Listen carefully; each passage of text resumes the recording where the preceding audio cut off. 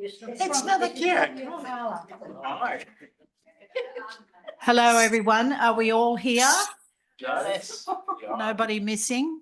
No one is missing. I'm very happy to introduce you to Lilli Barto. Lilli, I met before Christmas. It was before Christmas. We had a cafe, and I was so impressed with this young woman that I thought we need to hear. We all need to hear. You're my housemates. You're not on mute. Yeah, I think please can all participants that are in Zoom go on Zoom? Go on mute so we don't have to hear all your comments and frivolity. Yeah, I don't need that heckling, guys. No, I mean, that was genuinely my gut feeling that this is Lilli needs to hear. We need to hear from Lilli, more of us. And she is the first of our program this 12 months where Pax Christi Australia will be inviting a young person at our reflection time, and we will hear their concerns and their experiences, whatever. So for the next 12 months, Lilli, you are the first cab off the rank. And I think most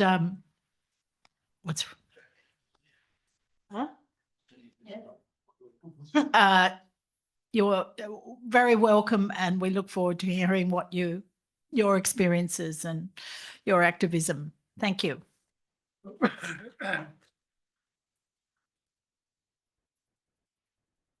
Thanks, Maggie. I've been instructed by Gary to go hard and not be nice and to challenge the room. But I do want to say at the outset that I really support this project. I think it's a really beautiful thing that you're doing, like inviting people up to just talk about their experiences. And yeah, I really support the idea of this, and thank you for having me. So I'm Lilli. I was born in 1993 into a world that had just begun to realise it was dying. Climate change was not yet in common parlance, but my mum is a good old-fashioned environmentalist who always took her canvas bags to the shops. So as a small child, I knew about pollution, deforestation, plastic in the ocean, the whales, the orangutans, the topsoil erosion, the pesticides, and the corporations that spew everything that's inconvenient to them into the river for the people downstream to deal with. My dad is from the States, and he was a medic in Vietnam. He was literally only 19. I'm older now than he was when he returned from 4 years of service. He describes Vietnam as an important stage in the American people's coming of age because it was one of the first times he remembers where a whole bunch of people simultaneously realized that the government lies to them. And he says that was important. Like Mum, he is also no great fan of corporations either, and he described their modus operandi to me from a young age as whatever isn't nailed down is mine, and whatever I can pry loose isn't nailed down. So as I mentioned, when I was a very small child, the world had not yet started the conversation about climate change, but the 90s still had a somewhat apocalyptic mood. The anti-globalization movement, which called itself the global justice movement, was nearing its peak, which I think reflects a widespread malaise in society.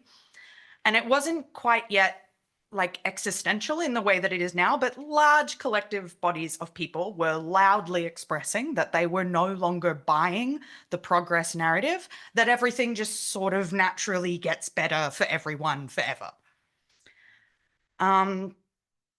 We were being told by the powers that be for all of that time that we just had to be patient.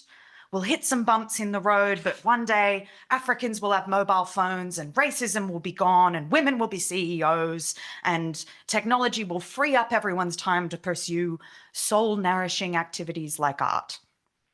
And now it's 2025 and AI makes art. Now, I'm not saying that there was ever a time where everybody bought that narrative, but I do feel like the 90s and early 2000s was a period where the social pressure to pretend you believed it loosened quite a lot. So by 2003, I was 10 years old, right at the beginning of that sort of developmental stage where you're starting to become aware of stuff that's outside your immediate sphere of existence, you know, and things you directly experience. 2003 witnessed what was at the time the largest mass demonstrations in Australia's history when we marched against the Iraq War. And then we went to Iraq anyway. More people than had ever demonstrated for anything demonstrated against the Iraq War, and we went to Iraq anyway.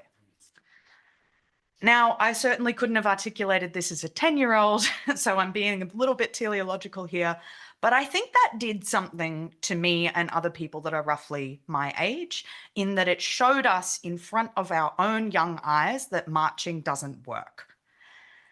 And it doesn't work because the government doesn't actually give a shit what any of us want.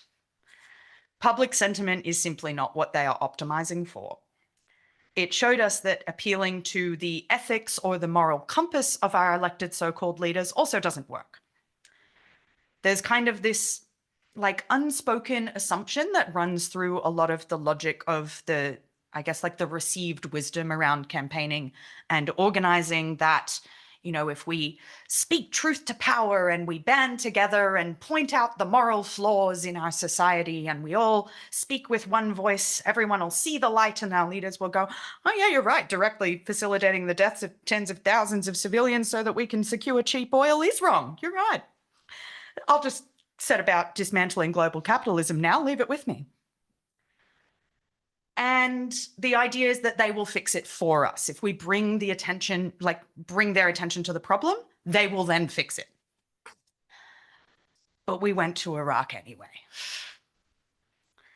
So if we fast forward to 2007, I'm 13 years old, and the only prime minister I can remember is Howard.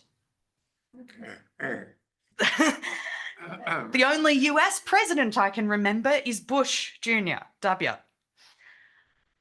They had been in power for what felt like my entire life. I actually didn't know any different.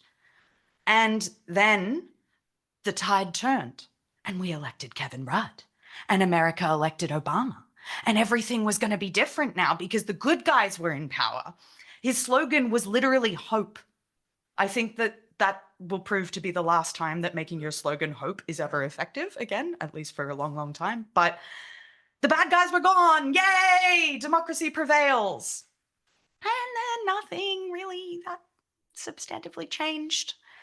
Kevin Rudd said sorry, but he didn't implement the recommendations of the Royal Commission into deaths in custody. He signed the Kyoto Protocol, but we kept right on digging up coal. And he shouted us all a flat screen, which to be fair did do quite a bit to insulate us from the GFC, but he didn't raise the dole. And in Australia today, 1 in 6 children live in poverty. So I think that was another important event for my generation, even if like other people my age might not see it as such, because like, again, it showed us that the problem was so much deeper than the wrong people being in power.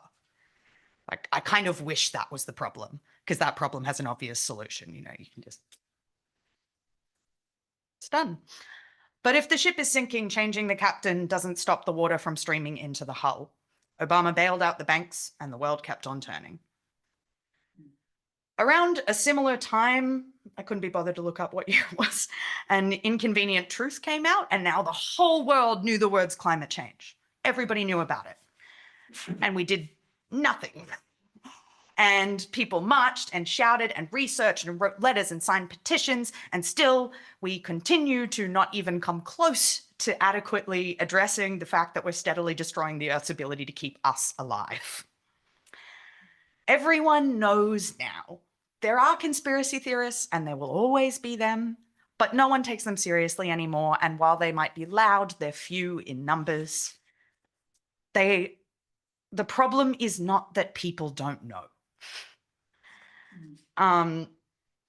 Again, we have this kind of, maybe the problem is that the government doesn't understand just how many people want them to do more on climate change. So if we show them how many people want it, they have entire teams of highly educated, highly paid, skilled people to monitor what we do and don't know and what we do and don't care about.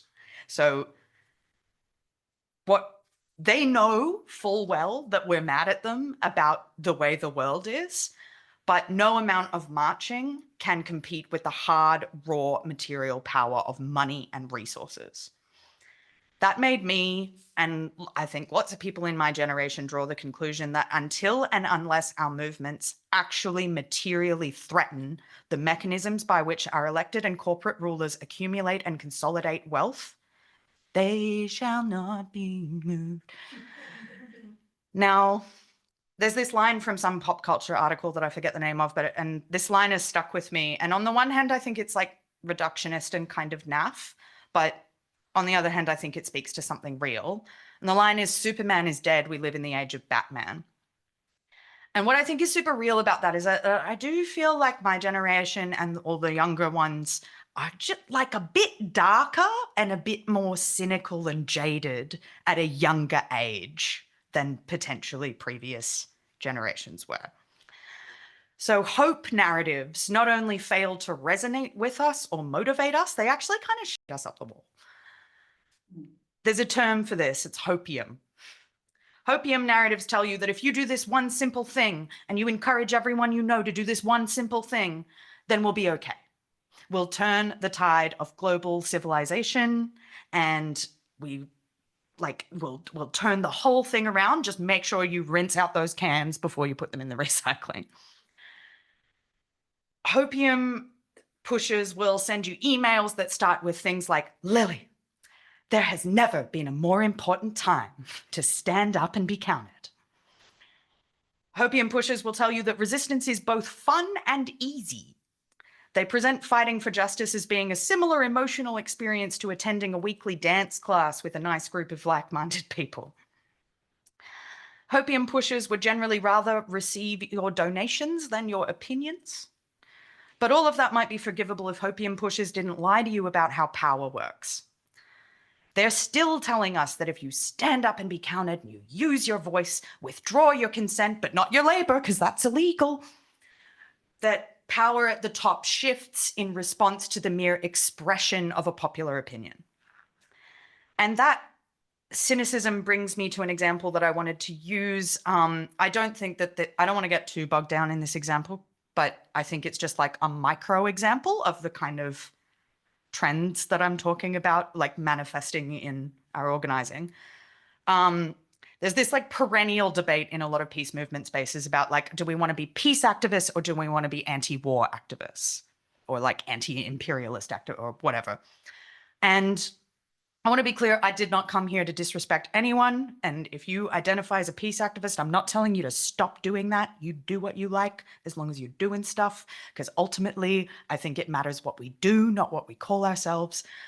But just that like little rhetorical difference and like difference on framing and how it like does and doesn't resonate with different sets of people. People my age think peace is naff and like kumbaya bullshit because we've never seen it. Afghanistan's been my whole life. What peace? Like a global majority of people are subjected to systemic and structural economic violence and just straight up regular violence every day. So what peace? Where? What is this peace? Like, if Netanyahu stopped bombing Gaza tomorrow, would the world be at peace?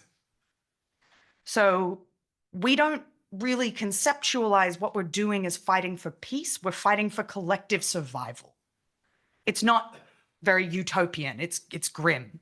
And like, you know, that survival can be like, I am not personally impacted by what's going on in Palestine, but it's the survival of the people that are. So that's like survival framing is a much, you know, fighting for our lives kind of thing is much more what the kind of messaging and rhetoric that you will see coming out of collectives and organizations that are led by young people. And again, I'm not here to disrespect anyone, but like often, like when this conversation is happening, someone goes, oh, but it's such a negative frame. Why don't we associate ourselves with something positive? guys, the ship is sinking. And so I'm sorry, but like, fuck positivity. Fuck positivity, fuck opium, and fuck thinking that we can trick people into doing the right thing by telling them it'll be fun. At this point, you're probably helping them more by telling them to stock up on non-perishable pantry foods. So if hope, progress, and world peace and hashtag good vibes don't speak to young people, why are young people resisting at all? Because they very much are. I was at Disrupt Land Forces last year and I met 15-year-olds that are more hardcore now than I will ever be.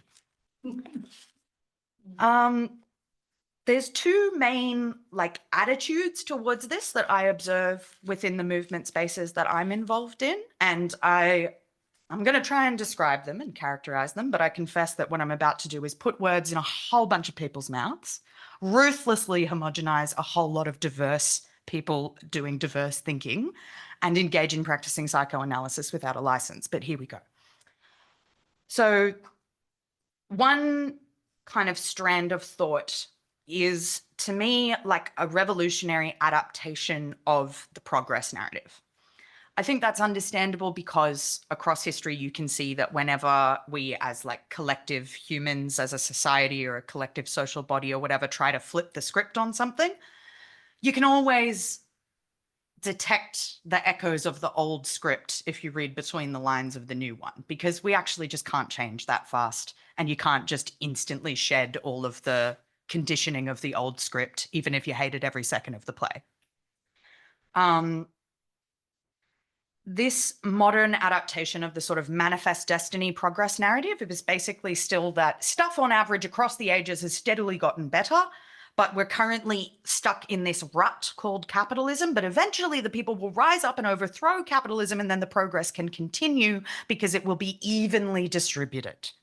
So the problem is we've let the too few people enjoy the benefits of the progress, but the narrative that everything gets better is sort of largely still the same. It's just we're in this side narrative where we're dicking around with capitalism. The shape of that story is, to me, kind of eerily similar to the sort of pull yourself up by your bootstraps kind of narrative, but instead of your personal individual success, it's the collective success of the and then we will prevail. And it's got a lot on the bootstraps narrative, don't get me wrong. It's shed a lot of the toxic stuff of the bootstraps narrative, or subverted it or whatever, but it still fundamentally tacitly assumes that progress is linear, predictable, and kind of Newtonian. And I will come back, there's a whole extended metaphor Newtonian bit, don't worry.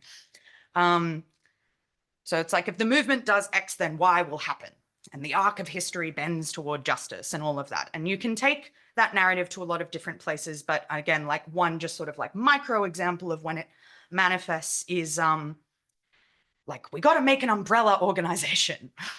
we got to get everybody, all the groups into one thing. Or and we have a magic strategy that everyone in the movement will agree with and get behind. And then when we're all behind the same banner and chanting the same chant and speaking with one voice, then we'll win. And that's what I think all our movements have been doing for the whole time that I've been involved with them, certainly, is we're trying to find this magic, singular, monolithic strategy that's just so damn good that everyone will do it and then we'll win. And I'll give you that sounds good. But it's been tried many times by many, many people who were and are clever, dedicated, thoughtful, skillful organizers. And no one has done it yet.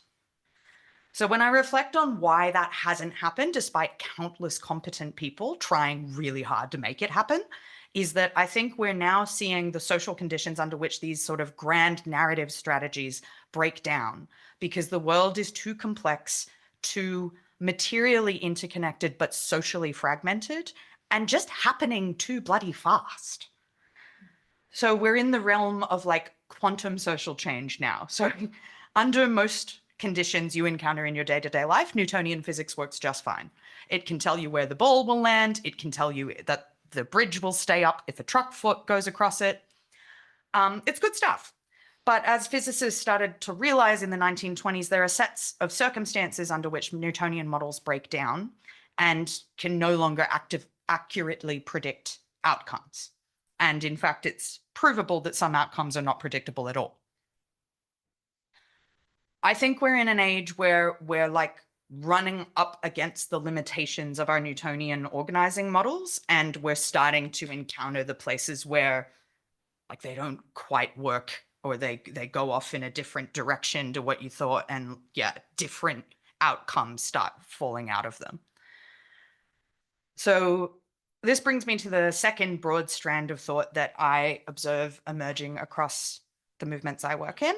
And it's definitely nascent and it's small and in the minority. And I basically think it's still in the process of being born.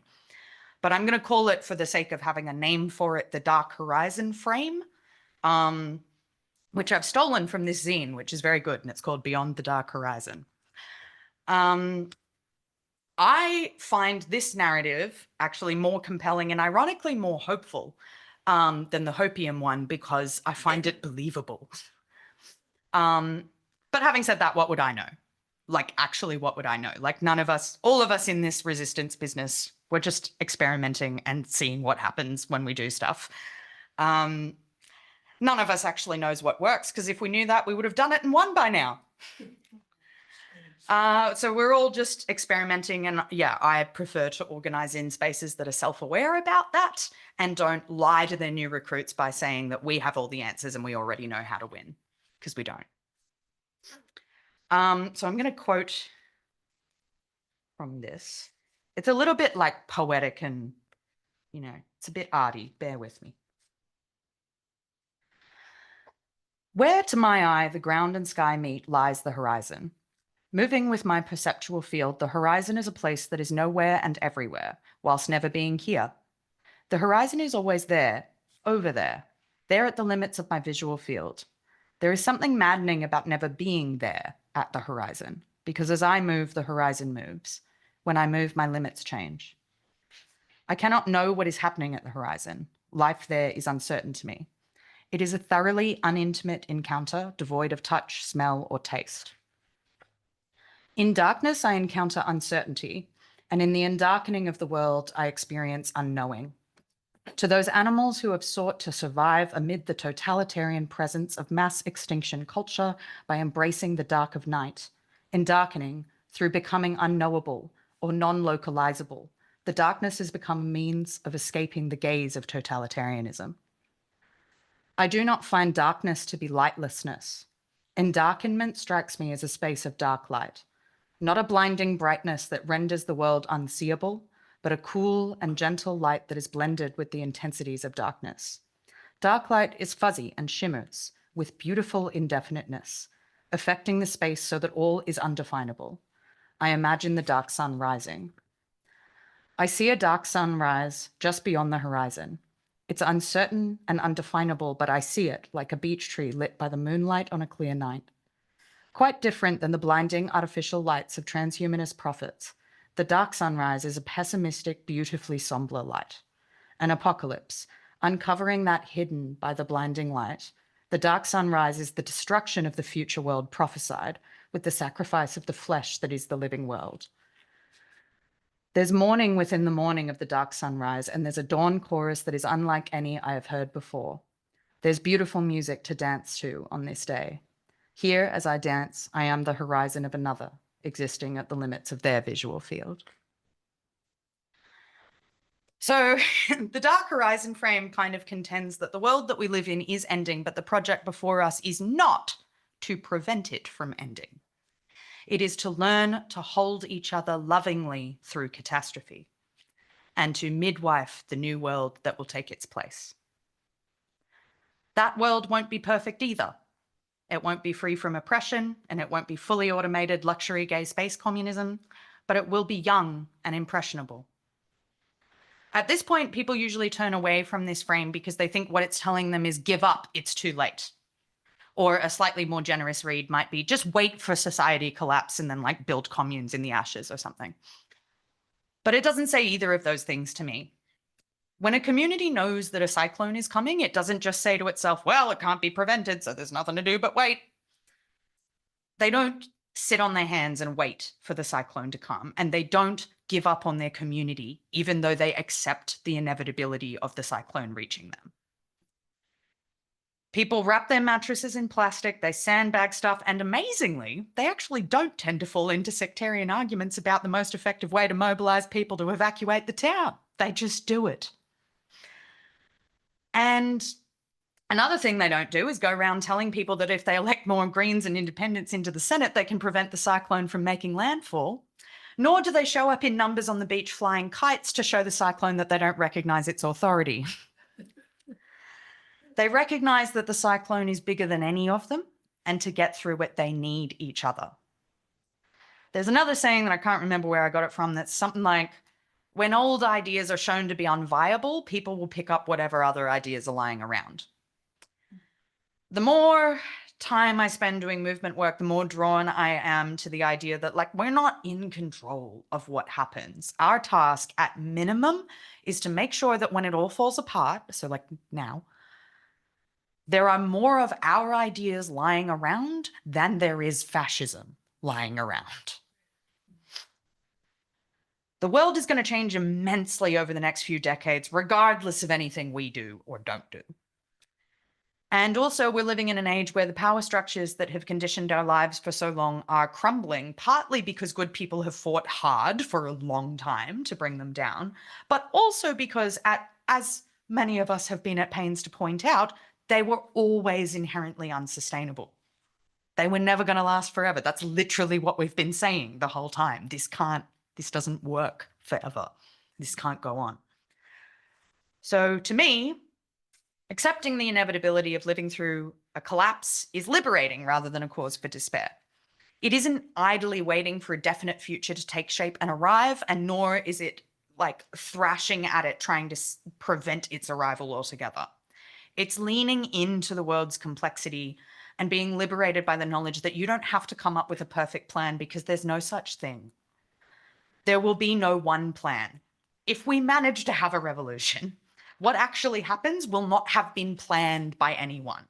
It won't be anyone's script. It will be a messy, emergent, often internally contradictory chaos storm that no one is in control of. So I think that some of the questions that we need to grapple with if we are to make change in the world is not what is the best strategy that will solve this problem forever, or how do we get all of the groups to join up under a single umbrella organization, but questions that are more like, what does it look like to design a strategy that doesn't require everyone to do it to be successful? What does it look like to maintain group cohesion during stressful and emotionally volatile times? Because it's just going to get more like that. What can we do, or how will we look after each other, essentially, as the world falls apart? And finally, how can we learn to thrive in the chaos and uncertainty that is most certainly coming for us all? Thanks, everyone. Wow.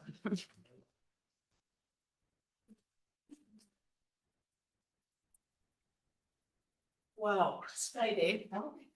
Oh, yeah, questions? Are we doing questions? Has anyone got any questions for Lil? I mean, I think I'm going to have to hear this again to actually take it all in.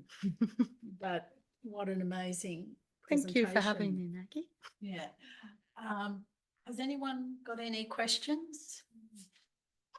I think it's great to hear, you know, I'm an old man, I'm in my 80s, and it's great to hear someone who's really challenging what's going on. Yeah. I was born and bred by a father who was a socialist and didn't believe in private property, you know, and I suppose that's why I joined a religious order, because we live a common life. But I like the challenge. Thank you. I just think it's you know, I wouldn't mind a revolution, to be honest. But I mean, I'm ex-Christian. I don't want it to be a violent revolution, but somehow it'd be great.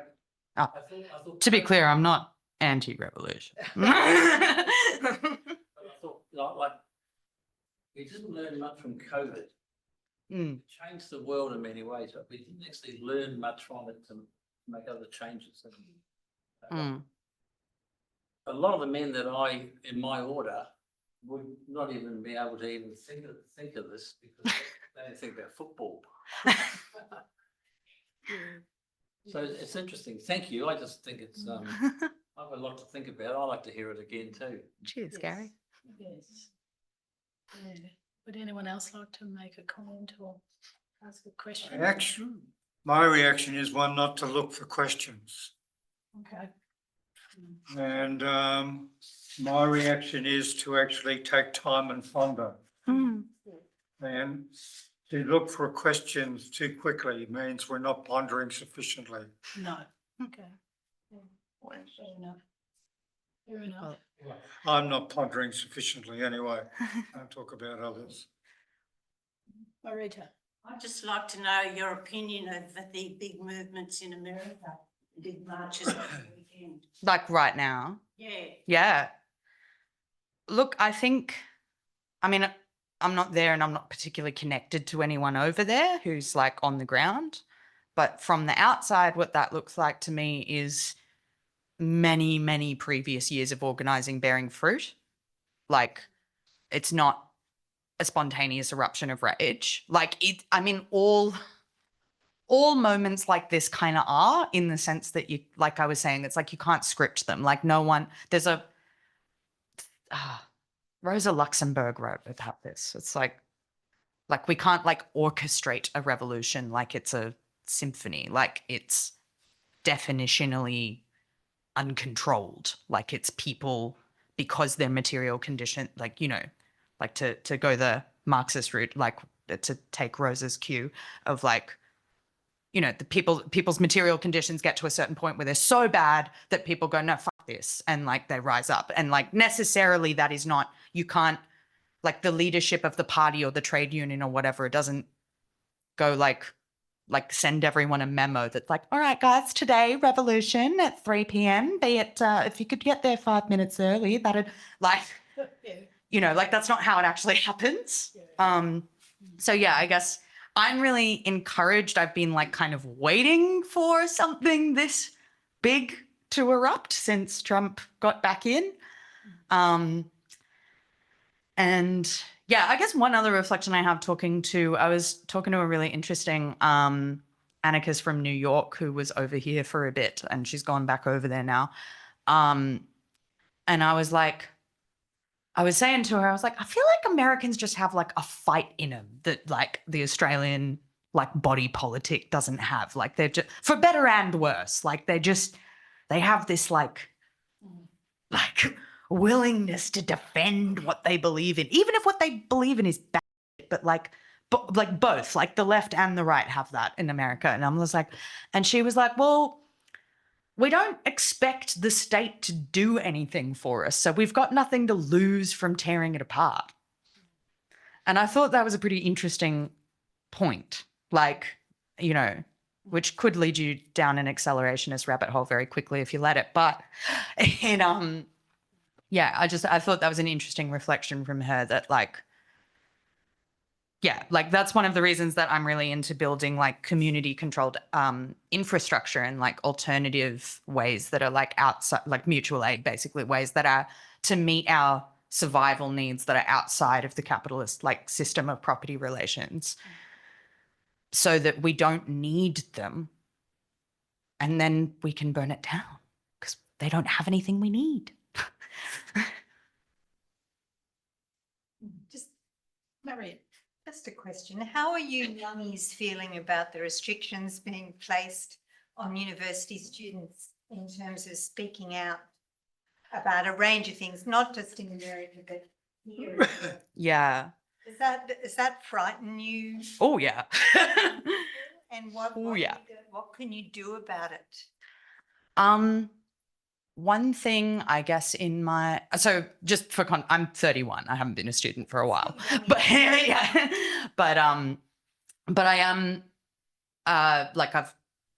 some of my comrades are the students, like people who I organize with are at Sydney Uni that introduced the campus access policy, which is like wildly authoritarian. And there's currently a student who is facing deportation because she's in, so yeah, Maria obviously knows the story, but for anyone who doesn't, there's she's a trans student and she wrote Free Palestine on the whiteboard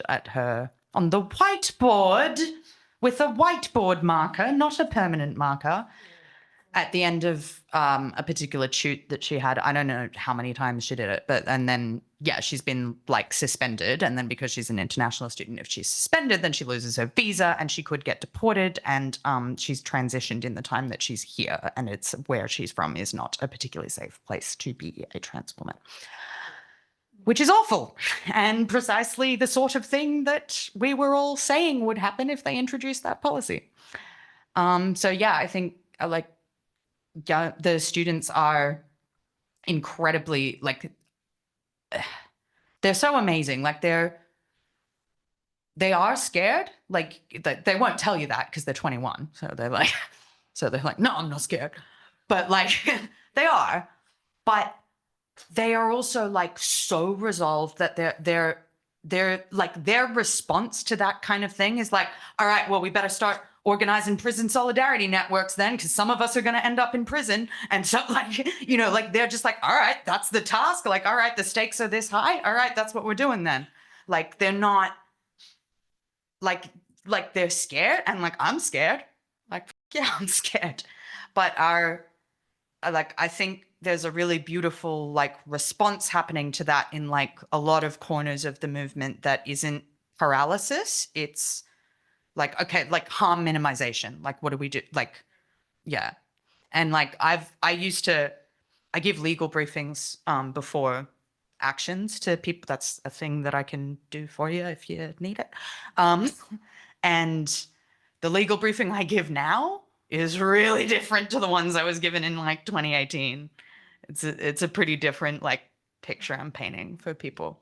But I talk about counter repression and I talk about solidarity as I never used to, like literally in 2018, I was like out there being like, you won't go to jail, it's fine. Like, you're gonna be fine. Like trespass is like a nothing charge. Who even cares about a trespass charge? Nobody, because nobody did. Like it was true then.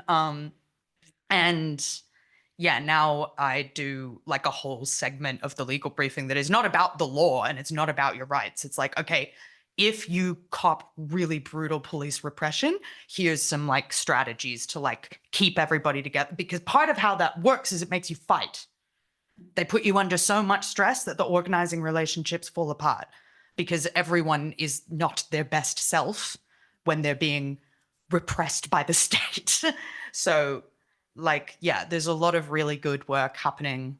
Yeah, I think in the kind of more inclined toward protests beyond the law corners of the movement. Yeah. Okay. Can I ask another question? Yeah. What about religion? A lot of people here are members of like a Catholic church. Mm-hmm. Any thoughts about that? On religion. How they're acting with Look, I'm not religious myself and I wasn't raised religious, but I have a lot of respect for faith as a thing. And I also kind of think that everybody has faith in something. We just don't necessarily call it God. I have faith that people are basically good and they just behave like shit when they're in a shit environment. That's a form of faith. I got nothing to back that up. You know? But yeah, I guess, and I've met like some of you wonderful people, like Christians that are like, their interpretation of Christianity in the Bible and what that means for how you should live your life is this really beautiful thing that I like super resonate with, despite not being Christian myself. And like, I've also met awful ones. So I don't tend to, I don't know, like I don't, when someone tells me what their religion is, I don't feel like I get a lot of information from that because people have such wildly, and same with like your ideological label, like if you're a Marxist or socialist or an anarchist or whatever, like people have such wildly different interpretations of what that means and what like in particular how it translates into action and the way you live your life and your praxis and stuff, that like I'm kind of just like okay, like I still don't know anything about what you think about the world, but like cool, yep. Like Can I just make a comment on that? I'd be fascinated to hear your reflection on the Catholic Church is worried, devastated that young people aren't interested. Right? I'm just wondering whether you might like to comment on that. I mean, it's hard for me to comment on that because I wasn't raised that way. So like I never turned away from it. Like I was never brought there. Like so I mean, I think a lot of people in my generation definitely associate the church with queer phobia, which is unfortunate. With what? queer phobia. Yeah, right. And yeah, very true, yes. And accurate. Yeah. And like, you know, some of the anti-discrimination work that like is being led by LGBTQ organizations, you know, being like, you should not be able to fire a teacher for being gay. And then it's religious institutions that we come up against when we're like fighting those fights. And I think that if you've encountered them in that scenario and you've not encountered them in this scenario that we're in now, where like actually people are lovely, like that's like, of course, you're going to have a pretty negative, you know, connotation with that. And then I think the other thing that they're like associated with is like Aboriginal missions, which is also a pretty problematic history. But like, you know, I find myself like defending religion, which is weird as a non-religious person. But you know, a bit like. Excuse me, can I butt in there? Yeah. Maybe you are going on to tell us what it is then about your defence of the religion. What is the essence? Well, it's kind of like what I was saying about there being no grand narratives. It's like stuff's complicated, man. Like, yeah, the church was accountable, you know, is accountable for like shitloads of colonial violence and cultural dispossession and land dispossession. Like all of that is on its hands. There was also a time when nobody looked after poor, sick people but the church. And both those things are true, right? Like it's complicated. Like the world's not black and white. Morality's not clear cut all of the time. And I think like what I was talking to at the end there about like leaning into the complexity of the world is like, I think to deal with the world that is coming at us really fast, like we got to get better and like, I don't know, develop like sort of like cultural frameworks to be able to handle that kind of complexity and not whenever we're met with complexity, try to simplify it down into a like nice narrative with a beginning, middle and end and a good guy and a bad guy. Like, so I guess my defense of it is like the church is full of all kinds of people and some of them are the most beautiful people you'll ever meet and some of them are absolute monsters and all of that can be true at once. Thank you. I think there's a couple of people that might want to ask a question too. Oh, true. Yes, I think Domingo wanted. Yeah. You're saying earlier that you are not anti-revolution. Yeah. So how do you envision the future? Maybe what kind of revolution the future would need? Well, because that's your future, the younger people's future that we're talking about. I think we have to do both of them at once, right? Like we have to build and we have to tear down. And unfortunately, that's not a two-step process. They have to happen at the same time. So, but at the same time, no one can do everything. So it's also fine for like, you know, when I say we, like I almost never mean like Wage Peace, who's who I organize with, or like Young Prodigy, that's another organization I'm involved with, or like Legal Observers New South Wales, who I organize with. I don't mean like our organization. I mean like this kind of very inclusive, everybody who's trying to do a good thing is like who I mean by we. And we need to pay attention to what each other are doing. So like, like I will bring it back around. I've strayed from your question, but I'm going to try and bring it back. Is like, you know, like I can be over there and be like, okay, those people who are human rights lawyers are lobbying the attorney general. I'm not a human rights lawyer, so maybe my time is better spent, you know, like out here talking to other like queer punks and getting them to do something useful instead of just like, you know, be dejected and smoke durries in the alleyway. Like, so maybe that's what my, like, the use of my time, you know. But if we like pay attention to, you know, what everybody else is doing, you're better able to make what you're doing reinforce what they're doing rather than disrupt it. And we sometimes manage to do that by accident. Like sometimes, you know, the planets align and everything just kind of like, and then we do tend to like get a little win when that happens. But like, it'd be great if we could do that on purpose more. So yeah, I think there will be, like, again, no categorical statements. To my mind, the most likely way that that would happen, if it were to happen, is that there would be all these different pockets of activity and different spheres of different political projects that are networked but autonomous. And some of them will, at least some of the time, be like forcefully taking infrastructure back, like whether it's like I don't want to have to rebuild hospitals from scratch after the revolution, right? Like that's a terrible idea. Like I would like there to still be hospitals after the revolution. So like at some point we'll need to take them.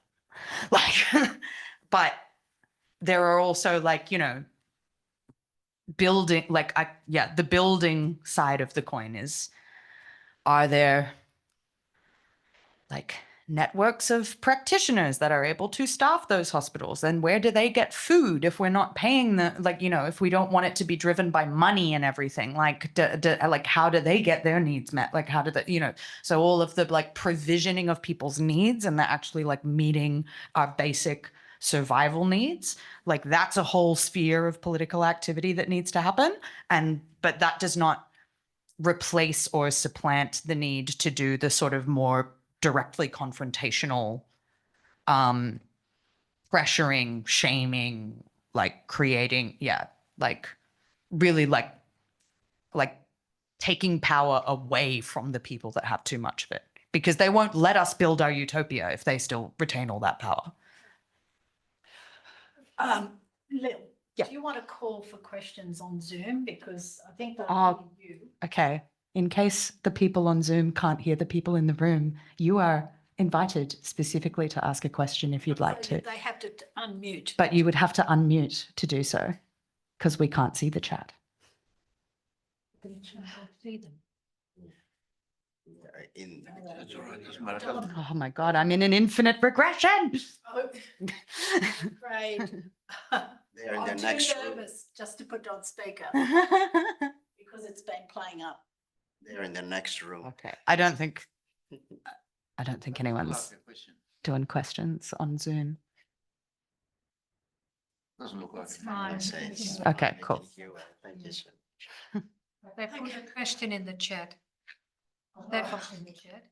That's very challenging. Someone would have seen it if it came, like how that came up just then, I reckon. Don't have any questions.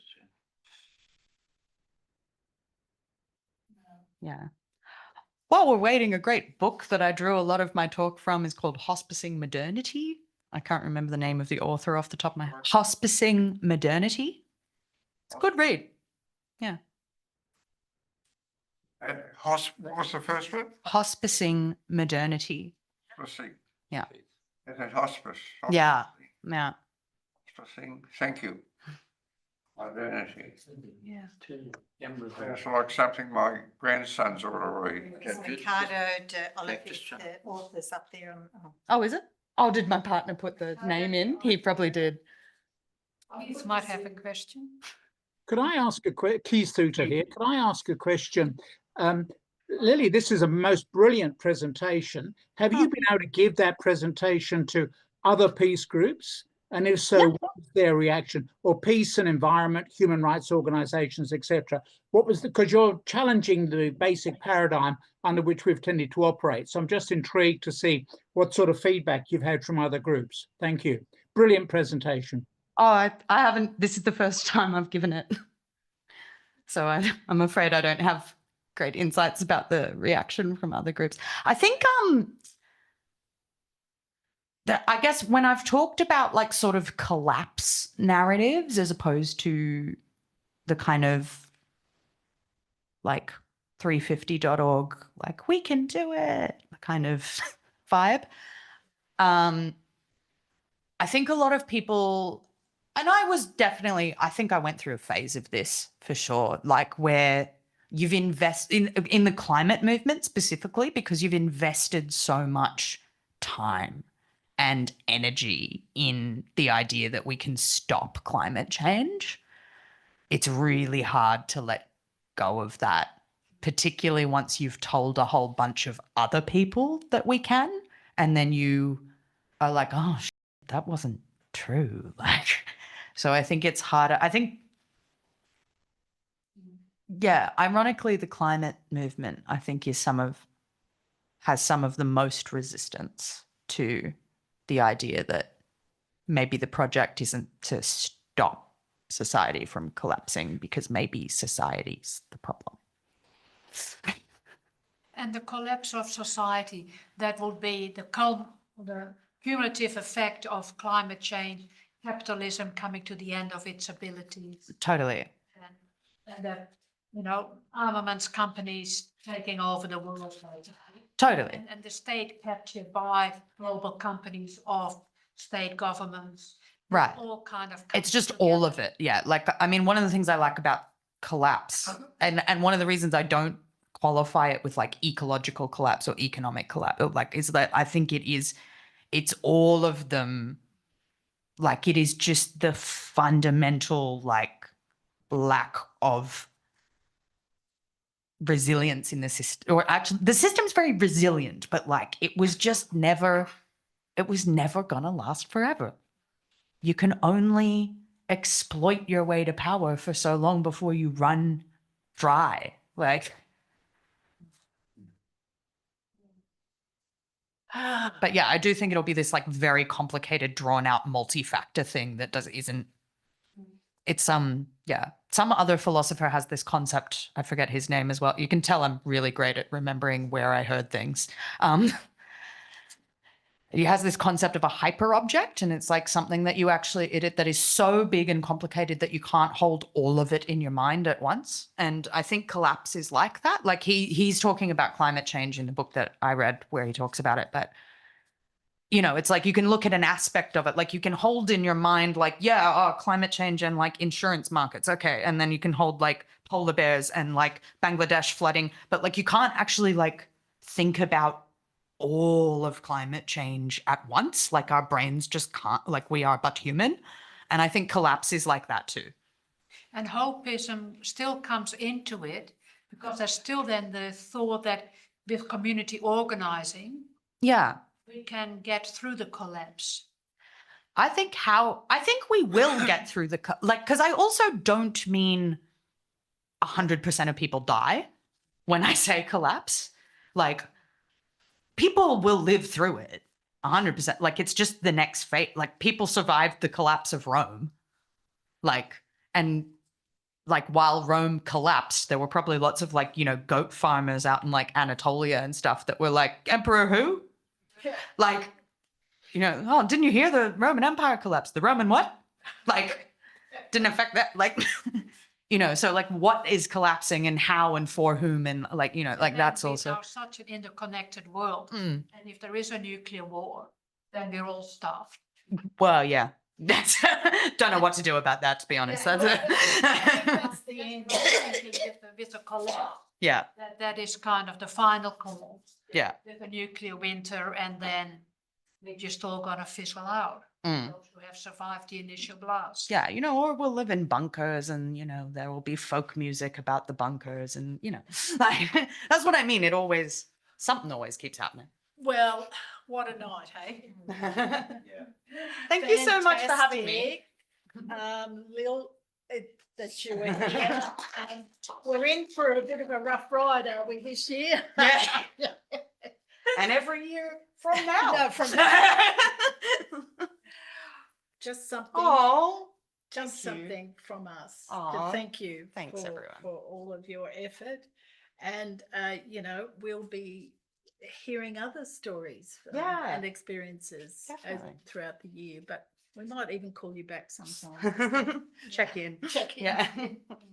Thank you very much. I'm sorry Reporting the about results of my experiments. Yes, I'm hoping to. Good night. Good night, Zoom people. Yes, I'm going to close down very shortly. I'm sorry about the beginnings. We didn't quite have you on target, but my son will work that out because we've recorded this. Yeah.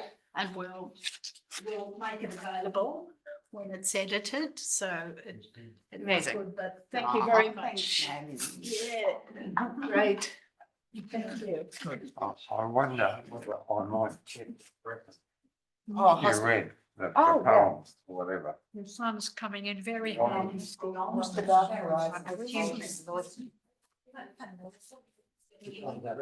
Your son that you say, oh, our son will sort out the rest. He's coming very handy, but